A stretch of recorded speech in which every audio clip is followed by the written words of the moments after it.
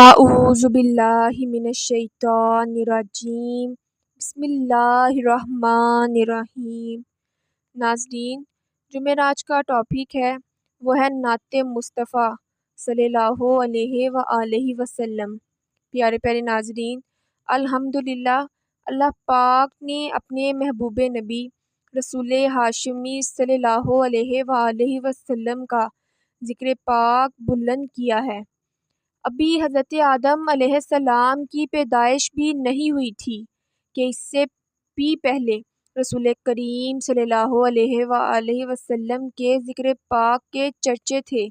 الحمدللہ اللہ پاک نے پچھلی آسمانی کتابوں میں یعنی توریت، زبور، انجیل اور انبیاء کرام علیہ السلام پر نازل ہونے والے صحیفوں میں ہمارے آخری نبی صلی اللہ علیہ وآلہ وسلم کا تفصیل کے ساتھ ذکر فرمایا تھا، اور یہ ذکر اتنی تفصیل کے ساتھ تھا کہ ان کتابوں کو پڑھنے والے آپ صلی اللہ علیہ وآلہ وسلم کو اپنے بیٹوں سے بھی زیادہ بہتر طور پر جانتے اور پہچانتے تھے۔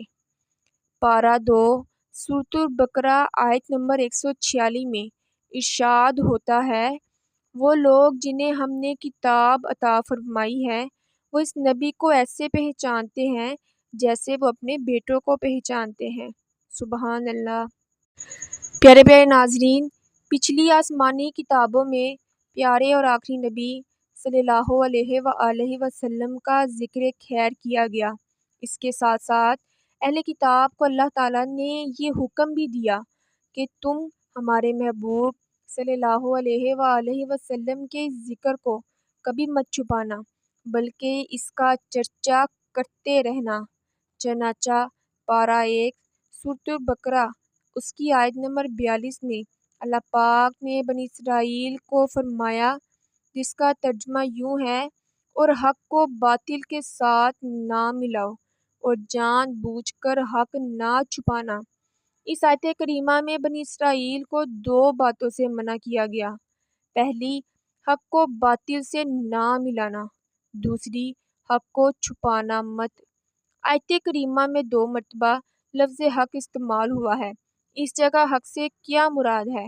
اس کی وضاحت کرتے ہوئے مفسرین کرام فرماتے ہیں، نعت محمد صلی اللہ علیہ وآلہ وسلم فی توریتی، یعنی اس جگہ حق سے مراد حضور صلی اللہ علیہ وآلہ وسلم کی وہ نعت ہے جو اللہ پاک نے توریت شریف میں نازل فرمائی۔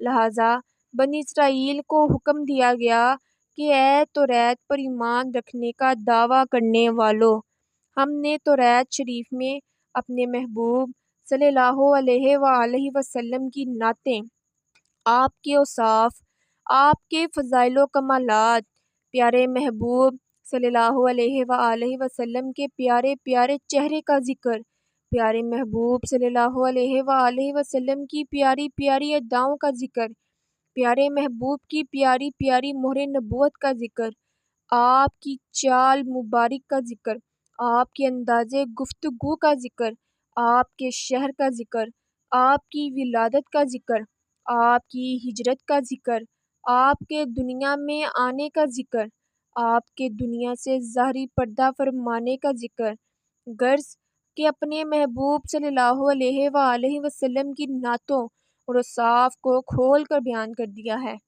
اے اہل توریت، اب تم پر لازم ہے کہ تم ہمارے محبوب کی نعتوں میں نہ تو اپنی طرف سے ملاوٹ کرو، نہ ہمارے محبوب کی نعتیں چھپاؤ، بلکہ جتنا ہو سکے ہمارے محبوب صلی اللہ علیہ وآلہ وسلم کی نعتوں کا چرچا کرو۔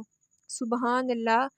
پیارے پیارے ناظرین، معلوم ہوا کہ آخری نبی رسول ہاشمی صلی اللہ علیہ وآلہ وسلم کی نعتوں، آپ کے اوصاف و کمالات کا چرچا کرنا رب کریم کو پسند ہے۔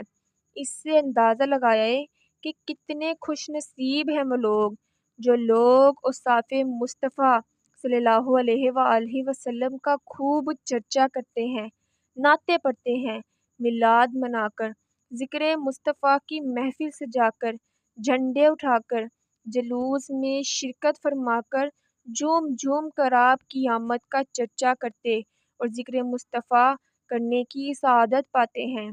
پیارے پیارے ناظرین، وجہ یہی تھی کہ توریت کے ماننے والے آپ صلی اللہ علیہ وآلہ وسلم کو اپنے بیٹوں سے زیادہ پہچانتے تھے، کیونکہ توریت میں اللہ پاک نے نبی کریم صلی اللہ علیہ وآلہ وسلم کا خوب چرچا کیا۔